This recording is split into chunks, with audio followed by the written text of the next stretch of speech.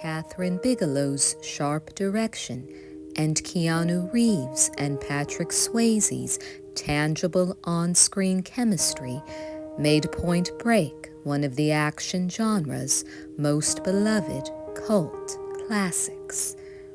It's the movie that made Reeves an action movie star after years of starring in teen comedies and art house films. It was such a huge box office success that it remained Bigelow's highest-grossing movie for more than 2 decades. Producer Rick King came up with the idea for Point Break while he was sitting on the beach and idly daydreaming. He was thinking about an article he was given from LA Weekly that named Los Angeles as the robbery capital of America, mainly because the freeway system made it easy to escape.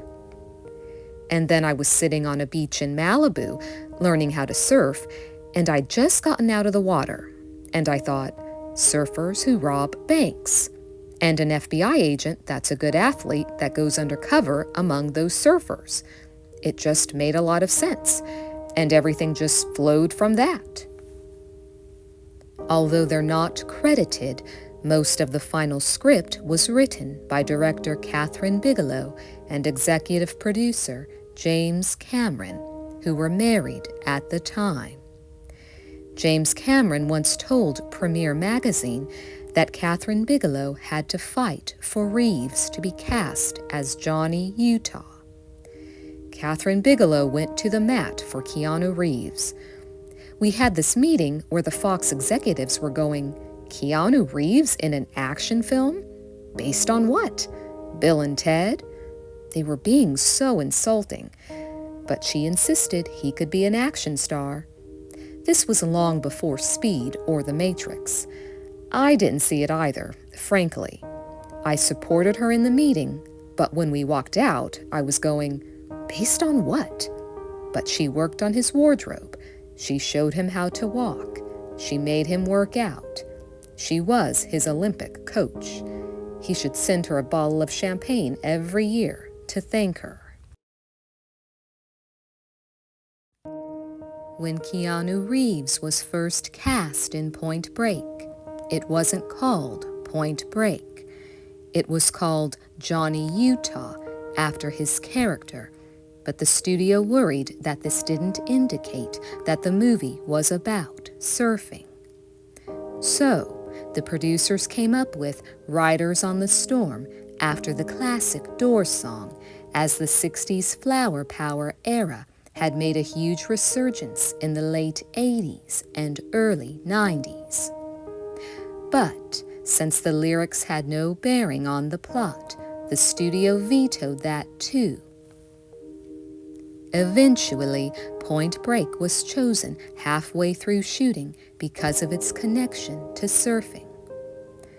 Of the 3 Point Break leads, Patrick Swayze was generally athletic but hadn't done much surfing. Keanu Reeves had never surfed, and Lori Petty had never been in the ocean. Although lots of stunt double work would be used, the actors had to at least be brought up to a basic level of competency on the surfboard. This was the task of trainer Dennis Jarvis, the self-proclaimed surf doctor of Hollywood. Jarvis noted Reeves's stink bug style was appropriate because his character was supposed to be a beginner, but he had to make sure Petty and Swayze really looked like they knew what they were doing. So, the core cast had to undergo months of surf training. Said Jarvis, "It was like a big surf party every day. The cast would report to my house in Hermosa Beach at the crack of dawn to try to absorb the soulful lifestyle of a surfer. And it paid off, as Reeves commissioned a custom-made surfboard after the lessons so that he could continue to surf after the wrap of production."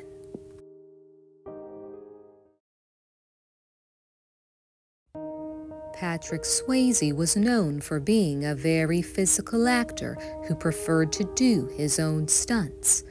Point Break was no exception, and his attitude, while central to the role of Bodhi, turned out to be perilous. Swayze wasn't an experienced surfer, but he worked hard at being good enough to make his character believable. He said he had a number of close calls while shooting the surf scenes. "I almost died 6 to 10 times. I thought I was out of here." Swayze also suffered 4 cracked ribs during the shoot. However, Swayze did need a double for the more technically challenging scenes, like the 50-year storm sequence at the end. For these scenes, he was doubled by famous big-wave surfer Derek Dorner. This Bells Beach 50-year storm surfing and wipeout scene was shot at Waimea Bay. Patrick was, however, already an avid skydiver, but the producers wanted him to stop skydiving during filming for insurance purposes. They negotiated this by allowing him to do 1 skydive for the film. "I had to battle insurance companies to get to do the skydiving in the movie, and I never came close to dying once. But they never said one word about me getting my brains pounded by the biggest surf on this planet." He still participated in skydives without the producer's knowledge throughout the movie's shoot, ultimately doing 55 jumps during the course of filming. Gary Busey said Swayze was so into skydiving that he pestered him into joining him for one after filming was complete.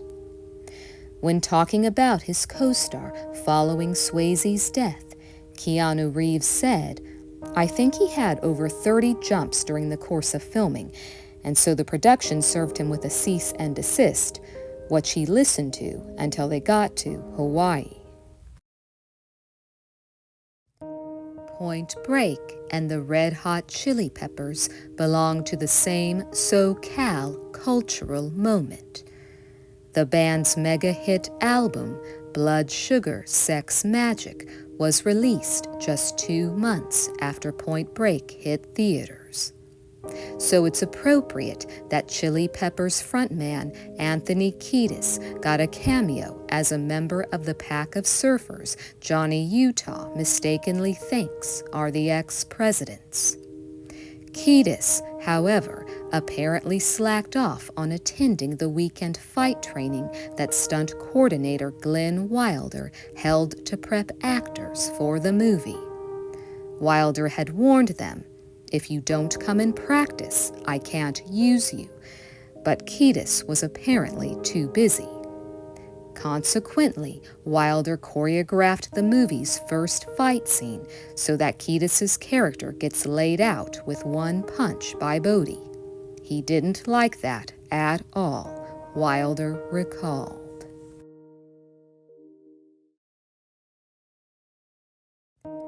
In preparation for playing Johnny Utah, Keanu Reeves studied real FBI agents on the job.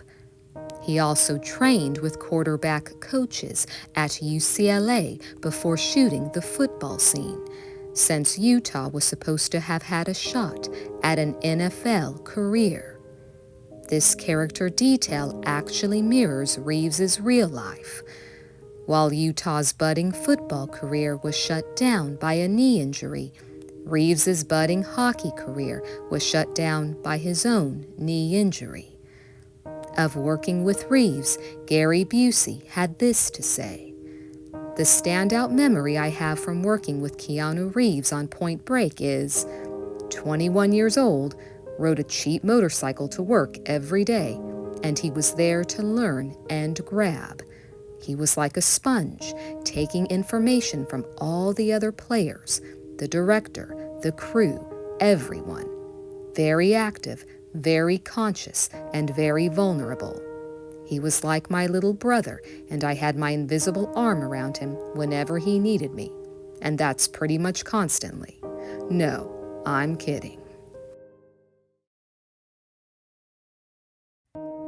Like most high-action films, a lot of trickery occurs behind the scenes to avoid injury or just get excellent camera angles. For example, one of Point Break's most memorable scenes is the foot chase through homes, alleyways, and backyards as Johnny Utah pursues Bodie, who is wearing a Ronald Reagan mask. Because of the tight quarters of the locations, director Catherine Bigelow and cinematographer Donald Peterman had to find a creative solution for filming it. Typically, a steady cam might be used for such a scene, but the speed and limited space would have made that difficult. They opted to use something called a pogo cam, essentially a movie camera stuck on the end of a stick, which would allow the camera operator the freedom to do moves that would be impossible if it were closer to their body. Swayze was in Europe promoting his hit film Ghost at the time the foot chase scene was being filmed. His stunt double, Scott Wilder, played the part with the mask on. To be able to perform to Swayze's level, I had to have it together, Wilder recalled. One of the trickiest scenes to film was the one in which Bodie throws a pit bull at Utah and Utah kicks it away.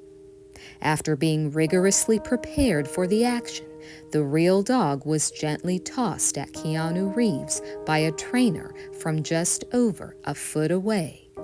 The ground underneath was padded to make injuries virtually impossible. A fake dog was used for when Utah kicks it.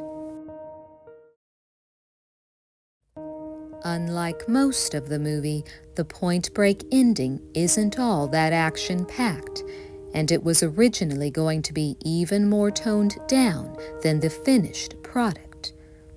When appearing on the Script Apart podcast, screenwriter W. Peter Iliff revealed that the whole beach brawl between Johnny Utah and Bodie was added after the fact.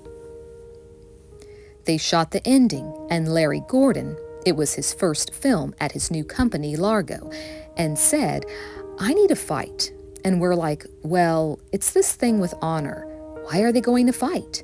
"No, you've got to have a fight." I think Catherine Bigelow reshot that scene months later, and it was a fabulous fight. I freaking dig the fight. I didn't think they could pull it off that well and still get to the point of honor in the suicide wave.